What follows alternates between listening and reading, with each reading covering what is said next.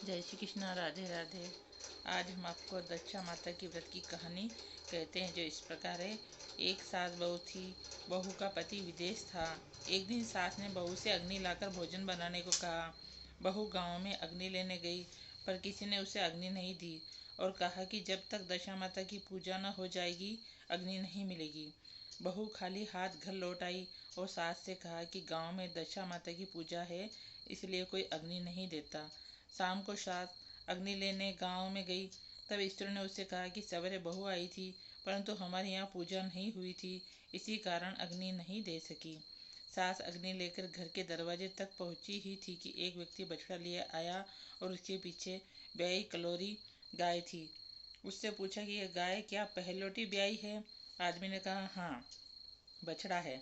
सास ने बहू से कहा, हम तुम भी गंडे लें और व्रत करें। दोनों ने गंडे की पूजा की। सास बहू ने 10-10 अर्थात 20 फर्रे बनाए। 21वां एक बड़ा फर्रा गाय को दिया। पूजन करने के बाद सास बहू दोनों पारना करने बैठी। उसी समय बुढ़िया के लड़के ने दरवाजे पर आवाज लगाई। सुनकर माँ ने मन में कहा कि मैं पारना कर चुकूंगी, तब किवाड़ खोल दूंगी। बहू ने अपनी थाली का अन्न इधर उधर करके झट पानी पीकर उठ खड़ी हुई और जाकर किवाड़ खोले। पति ने पूछा कि माता कहाँ है? स्त्री ने कहा कि वह तो अभी पारना कर रही है। पति बोला कि इतने दिनों तक न जाने तू कैसी रही, माता लाएगी तब जल पीऊंगा। माता पारना कर अपनी थाली धोकर पी चुकी, तब लड़के के पास गई। माता ने थाली परोसी, बेटा भोजन करने बैठा। हाथ में प्रथम ग्रास लिया कि फर्रों के टुकड़ों जो बहू ने थाली में फेंक दिए उचक कर उसके सामने आने लगे। उसने माँ से पूछा, यह क्या है? माँ बोली, बहू जाने। सुनते ही लड़का आग बबूला हो गया और बोला, जिसके चरित्र की तुम साक्षी नहीं हो उसको अभी बाहर करो। माता ने पुत्र को हर तरह समझाया, परंतु उसने एक भी न मानी। वह यही कहता रहा कि उसे निकालो, मैं तभी घर में रहूंगा। माँ ने सोचा, बहू को थोड़ी देर के लिए बाहर कर देती हूँ, इतने में लड़के का गुस्सा शांत पड़ जाएगा। उसने बहू से कहा, देहरी के बाहर जाकर उसारे के नीचे खड़ी रहे। जब बहू खड़ी हुई तो उसारा बोला, दशा माता की विरुद्ध को मैं छाया नहीं दे सकता। वह वहाँ से कचरे पर जाकर खड़ी हुई। तब कचरा बोला, इतना भार कूड़े का नहीं है जितना भार तेरा है, चल हट यहाँ से दूर जा। इस तरह वह जहाँ जाती वहीं से हटाई जाती। वह अत्यंत दुखी होकर जंगल को भाग गई। जंगल में भूखी प्यासी फिरती फिरती वह एक अंधकूप कुएं में गिर पड़ी, पर उसे चोट न आई। वह नीचे जाकर बैठ गई। उसी समय राजा नल शिकार खेलते खेलते वहां आया पहुंचे। उनके साथ के सब लोग बिछुड़ गए थे। वे प्यास के मारे भटकते हुए उसी कुएं पर आए जिसमें बहू गिरी हुई थी। राजा नल के भाई ने कुएं में लोटा डाला तो बहू ने उस लोटे को पकड़ लिया। तब भाई ने राजा से कहा कि इस कुएं में तो किसी ने लोटा पकड़ रखा है। तब राजा ने कुएं के पास जाकर कहा कि भाई, तू यदि पुरुष है तो मेरा धर्म का भाई है, यदि स्त्री है तो मेरे धर्म की बहन है, जो भी हो बोलो। स्त्री ने आवाज दी। राजा ने उसे कुएं से बाहर निकलवाया, हाथी पर बिठाकर अपनी राजधानी में ले आए। महाराज को महलों की ओर आते देखकर महारानी को खबर दी कि महाराजा आ रहे हैं और एक रानी भी ला रहे हैं। रानी बड़ी दुखी हुई। महाराज सामने आ पहुंचे। तब रानी ने विनय की, महाराज, मुझसे ऐसी क्या भूल हुई जो आप मेरे रहते दूसरा विवाह कर लिया है? इस पर नल ने हंसकर कहा कि तुम्हारी सोच नहीं, मेरी बहन है। यह सुनते ही रानी का मुंह खिल उठा। राजा ने उसका नाम मुंह बोली बहन रखा और उसके लिए अलग महल बनवा दिया। एक दिन राजा की एक घोड़ी ब्याई। तब मुंह बोली बहन ने अपनी दासियों से पूछा, घोड़ी पहलौटी ब्याई है या दूसरी तीसरी बार? उन्होंने जवाब दिया, ब्याई तो प्रथम ही है। पर उसने रानी से कहा, आओ भावज, हम तुम दोनों दशा माता के डोरे लें।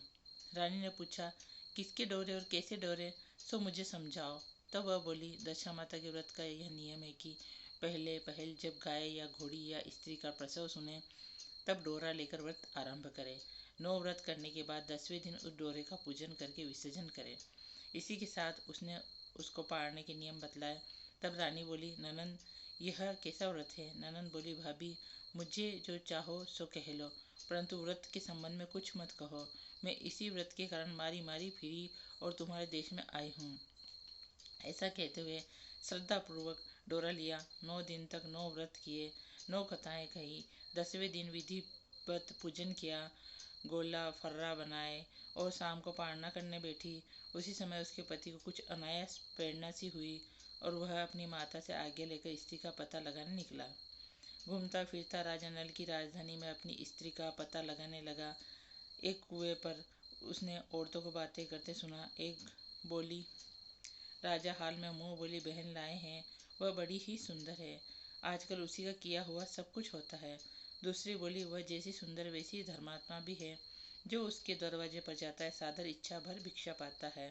तीसरी बोली, यह तो सब ठीक है, परंतु अब तक पता भी न चला कि वह कौन है। बातें सुनकर वह साधु वेश बनाकर राजा नल की मुंह बोली बहन के महल के द्वार पर पहुंचा और आवाज लगाई तो प्रबंधकर्ता उसे भिक्षा देने लगे। उसने भिक्षा लेने से इनकार कर दिया और कहा, जब भिक्षा देने वाली खुद आकर भिक्षा देगी तब लूंगा। तब लोगों ने उससे कहा, इस समय वह दशा माता का व्रत करके पारणा कर रही है, तब तक ठहरे रहो।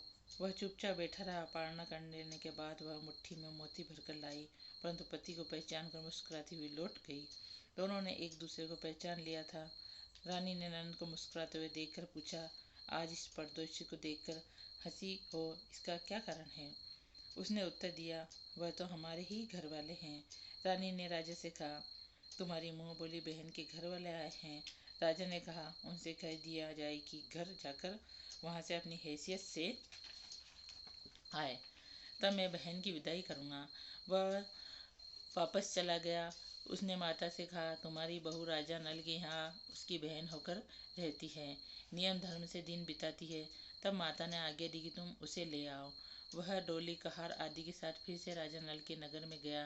राजा ने समधी की हैसियत से उसका स्वागत किया और कुछ दिन मेहमानों में रखकर विधिपूर्वक बहन की विदाई की। जब वह महल से बाहर निकलकर चलने लगी तब महल भी उसके पीछे पीछे चलने लगा।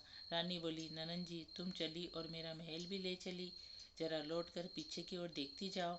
उसने देखा कि राजा का संपूर्ण राजसी वैभव लुप्त हो गया है।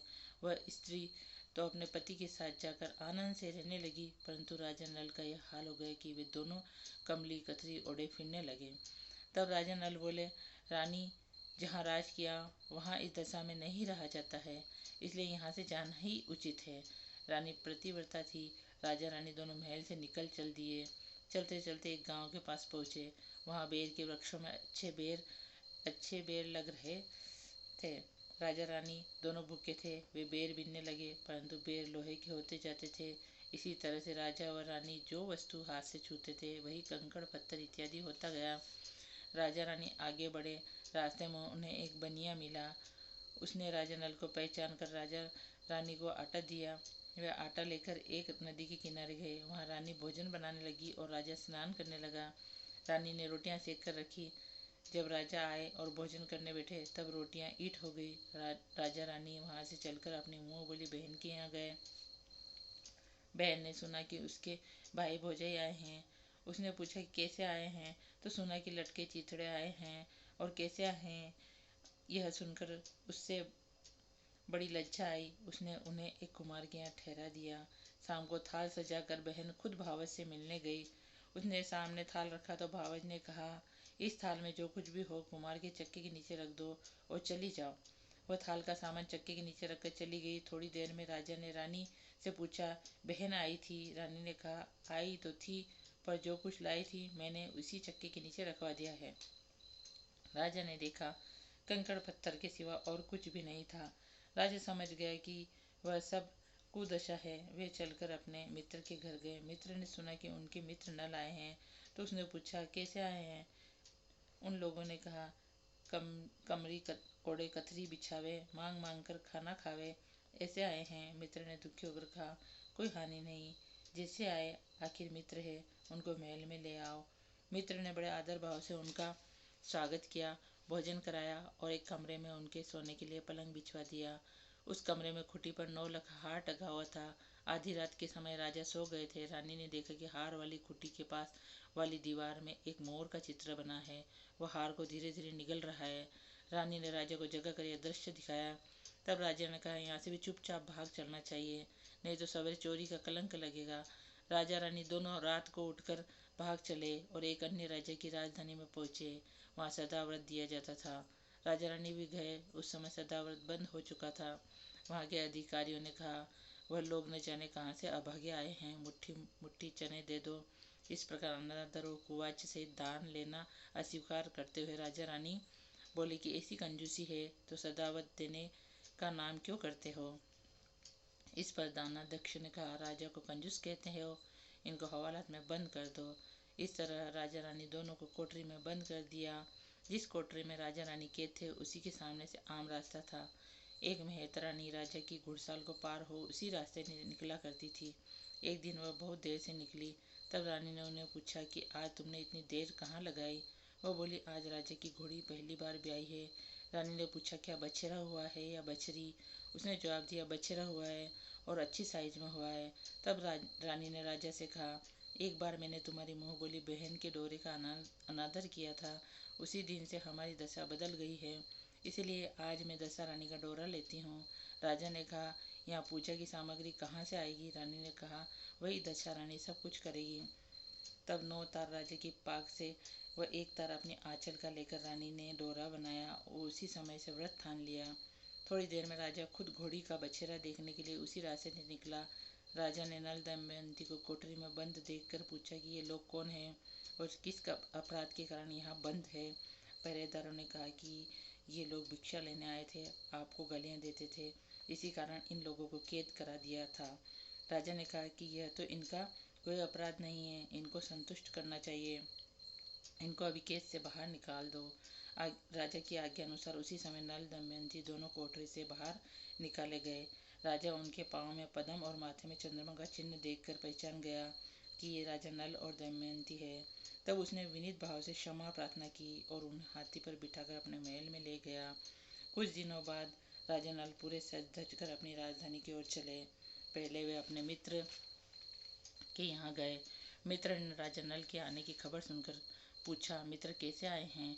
लोगों ने कहा, अब की बार वो बड़े ठाट फाट से आए हैं। मित्र ने कहा, अच्छी बात है, आने दो, आखिर मित्र है। राजा रानी दोनों मित्र के महलों में गए। उन्होंने उनका स्वागत करके उसी स्थान में फिर से उनका डोरा दिया जहाँ वे पहले ठहरे थे। देखा कि आधी रात के समय राजा सो रहे थे, रानी पैर दबा रही थी। तब उसने देखा कि मोर का चित्र जो हार निकल रहा था उसे उगल रहा है। राजा ने रानी को जगा कर दिखाया। राजा ने भी अपने मित्र को बुलाकर वह चरित्र दिखाया। तब मित्र बोला कि मैंने न तब तुमको चोरी लगाई थी, न अब लगाता हूँ। यह सब कुदशा का कारण था। आप निश्चित रहिए, मेरे मन में कोई मेल नहीं है। मित्र के यहाँ से चलकर राजा मुँह बोली बहन के यहाँ गए। उसने जब सुना कि राजा भैया आए हैं तब पूछा, कैसे आए हैं। लोगों ने कहा, जैसे राजाओं का आना चाहिए वैसे आए हैं। उसने कहा, उनको मेरे महल में आने दो। जब राजा नल का हाथी बहन के महल की ओर बढ़ा तब रानी बोली, आप बहन के घर जाइए, मैं तो उसी कुमार के घर जाकर ठहरूंगी जिसके यहाँ पहले ठहरी थी। राजा ने कहा, जिसके कारण इतने दुख उठाए तुम उसी से फिर झगड़ा मोल लेती हो। रानी न मानी, वह कुमार के यहाँ ठहरी। राजा बहन के घर गए। शाम को ननंद भावच के लिए थाल से लगा कर लाई, भावच के सामने रख दिया। तब भावच सोने चांदी के गहने उतार उतार कर रखने लगी और कहने लगी, खाओ रे मेरे सोने रुपए के गहनों, खाओ, हम नंगे भूखे क्या खाएंगे। यह देखकर ननंद बोली, मुझसे तो जो कुछ हो सका सो तब भी लाई थी, वही अब भी लाई हूँ। सचमुच चक्का उठाकर देखा तो उसके नीचे मणि माणिका का ढेर लगा था। रानी देखकर स्तब्ध रह गई। वह बोली, ननंद तुम्हारा कोई दोष नहीं है, यह सब मेरी कुदशा का ही कारण था। रानी ने ननंद का लाया हुआ सब सामान व कुछ अपनी तरफ से भी दिया, परंतु पूजा का न्योता न दिया। वहाँ से आगे चले, नदी के तट पर पहुँचे तो वही पड़ाव पड़ गया। राजा का रसोड़ा चिताया गया। जब भोजन तैयार हो गया, राजा भोजन करने बैठे। उसी समय वे रोटियां जो ईंटें हो गई थी फिर से रोटियां हो गई। तब राजा ने पूछा कि यह सब क्या कौतुक है। रानी बोली कि ये वही रोटियां हैं जो उस दिन अपने काम में न आई थी। मैं यदि आपसे कहती कि रोटियां ईंट हो गई तो आप न मानते। अब वहाँ से सेना सहित राजा व रानी आगे बढ़े। जब राजा नल की फौज अपनी राजधानी के पास पहुंची तब सबको अपने राजा को पहचान कर बड़ा आनंद हुआ। वे उन्हें महलों में ले गए। राजा रानी ने महलों में प्रवेश करके तुरंत ही दशा माता की पूजा का प्रबंध किया और सौभाग्यवती स्त्रियों को आमंत्रित किया। भोग के लिए सब तरह के पकवान बनाए। आटे की बटी हुई 10 बत्तियाँ, 10 गुड़िया शक्कर की गुंजिया, 10-10 अठवाइयाँ सुहागिनों के आंचल में डाली गई। सुहागिनों का संगारेदी करके दशारानी की पूजा आरंभ हुई। कलश स्थापित होकर दिया जलाया गया तो बत्ती ही न जली। तब पंडितों ने विचार करके कहा कि यदि कोई न्योता पाने वाला न्योते से रह गया हो तो स्मरण किया जाए, उसके आ जाने पर दीपक जल जाएगा। रानी ने कहा कि मैंने तो सभी को न्योता दिया, सिर्फ मुँह बोली बहन को न्योता नहीं दिया। राजा ने द्रुतगामी रथ भेजकर मुँह बोली बहन को बुलवा दिया, सुहागिनों को भोजन कराकर विदा किया। उसी समय राजा ने राज्य में हुक्म जारी किया कि अब से मेरी प्रजा के लोग दशा माता का व्रत किया करें। भगवती दशा माता ने राजा नल के कष्ट दूर किए, जिससे सबके दिन सुधरे, सबकी इच्छा पूरी हो और सब धन धान्य से भरपूर